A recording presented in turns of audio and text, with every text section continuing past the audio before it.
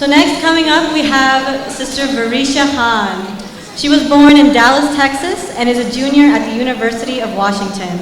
She's a double major in journalism and political science, and she was motivated by her experience growing up in a national climate that became increasingly hostile towards American Muslims. She plans on pursuing a career in public interest law after she graduates this year. She has been an advocate, both speaking and writing, for the rights of children and families from Syria, seeking refuge in the United States. She does volunteer and humanitarian work with local nonprofit organizations, including One America, the Council on American Islamic Relations, and Americans for Refugees and Immigrants. Her journalistic work has been published in the Seattle Globalist, the Daily of UW, and the International Examiner. And just this week, she earned the Pioneer News Group Award for Excellence in Journalism through the University of Washington Communications Department. When I asked Varisha Khan about what her favorite memory from MAPS was, she told me that it was the first time Numan Ali Khan came and gave a talk here at MAPS, around in the year 2000. She said I was little at that time and I didn't understand why my mom dragged me to MAPS on a Saturday afternoon. But subhanAllah, I still remember his talk. It was about the story of Musa alayhi salam, and though I had heard it many times before, I have never heard it quite like how Ustad Numan said it. I remember leaving the masjid in a sense of awe, and the knowledge and nur Ustad Numan brought to our little masjid that weekend, years ago, was an event I'll never forget. I'm honored to call Varisha onto the stage as she is one of my dear friends and a daily inspiration and role model in our community. Please welcome Varisha Khan.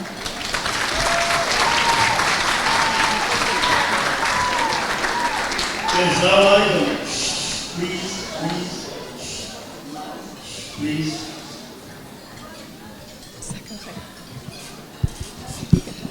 Bismillah. I don't think, is this on? I don't think it's on.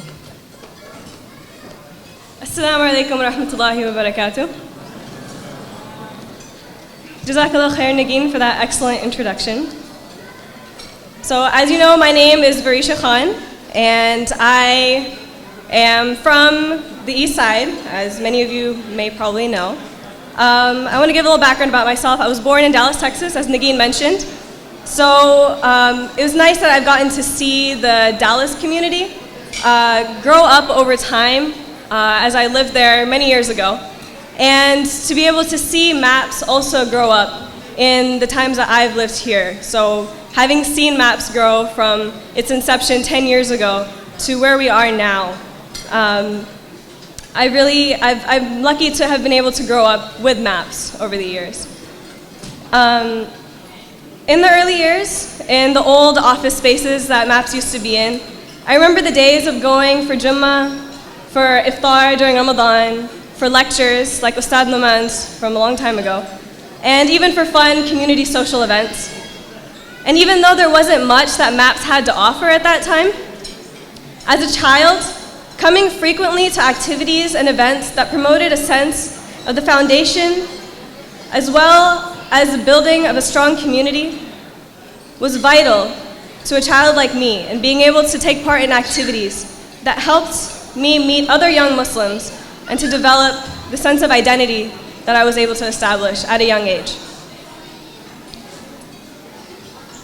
Because of the strength and the identity that coming to the masjid as a child enabled me to grow up with, I'm proud to be able to say that I am an American Muslim. And as a child, I was proud to be able to call myself a Muslim in a time where it was pretty difficult to do so. You know, I grew up in the mid-2000s, right? Around the time that MAPS was also started. And the early to mid-2000s were a pretty rough time in America for Muslims. And I personally had been called names in school because I was a Muslim. And that had an impact on me and in my education growing up.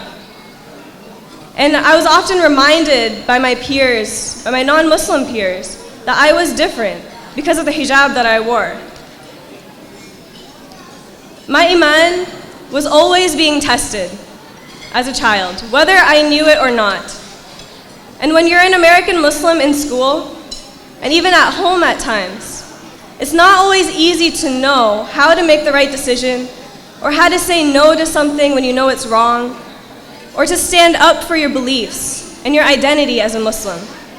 And it's a pretty typical thing for the average American child. But what helped me overcome those internal, psychological, social, and educational struggles were one, of course, the will and the guidance of Allah subhanahu wa ta'ala, my parents, and the strong Islamic principles and guidance that they raised me with, and having the masjid as a very integral part of my life. You see, one of the questions that kids are commonly asked is, what do you like to do? What do you do in your free time? What do you do to have fun? Who do you hang out with? And these are questions that are asked by friends and peers on the playground, at lunchtime. These are the conversations that take place. And even in the classroom, in assignments and even on worksheets, or even essays or standardized tests, like back when I had to take the WASL and what's it called now, the Smarter Balance Test. These are questions that even the teacher could ask as an icebreaker on a Monday morning after spring break. So what did you do this weekend? How did you spend your break? And as a child, if I were to break down every single activity that I had done on a regular basis, when I was not at school and not at home, I would often find myself answering those questions with something related to the masjid. Maybe it was because, maybe I was at MAPS, or at a cultural festival taking place. Or maybe I was spending time with friends that I had met at MAPS. Or maybe I was at a halaqah on a Friday evening, or at a community iftar, or at an Eid event. Regardless of what the activity was, I'm blessed to be able to say that in my downtime, I was with other Muslims, and I was at the house of Allah.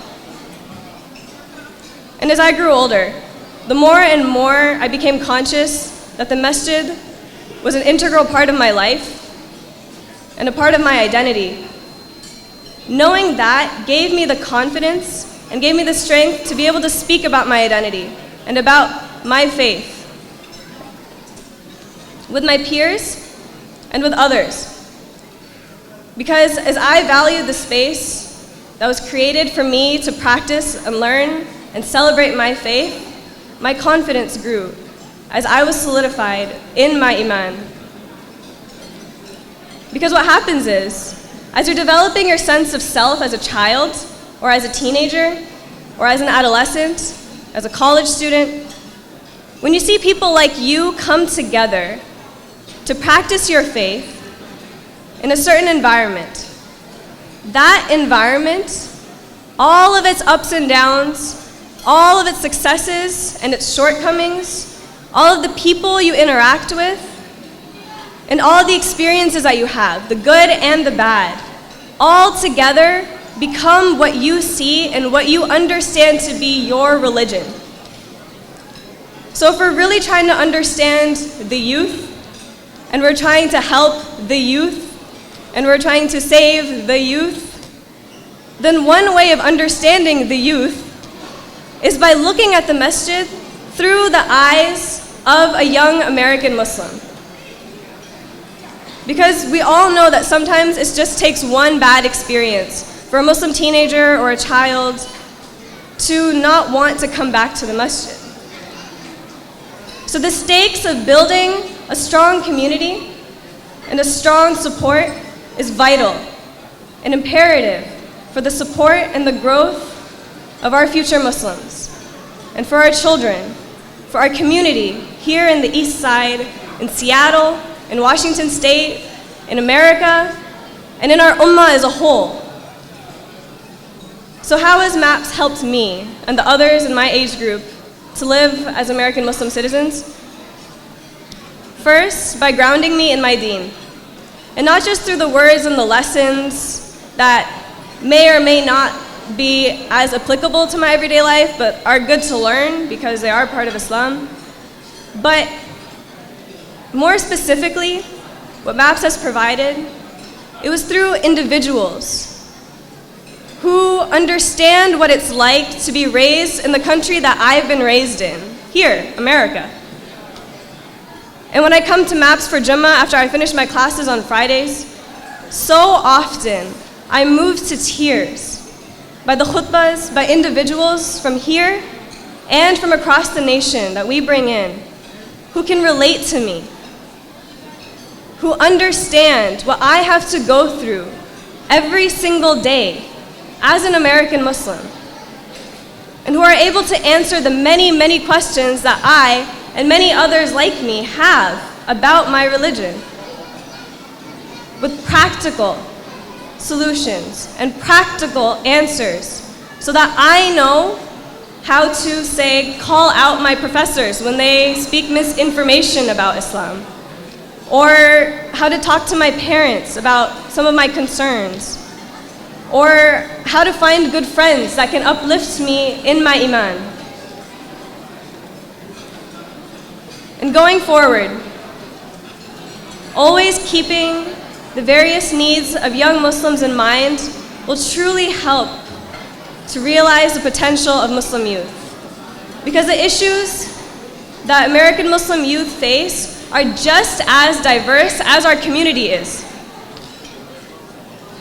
And keeping in mind the needs of American Muslims, like the American Muslim teenager who might want to come to the masjid but fears judgment because maybe she doesn't wear hijab.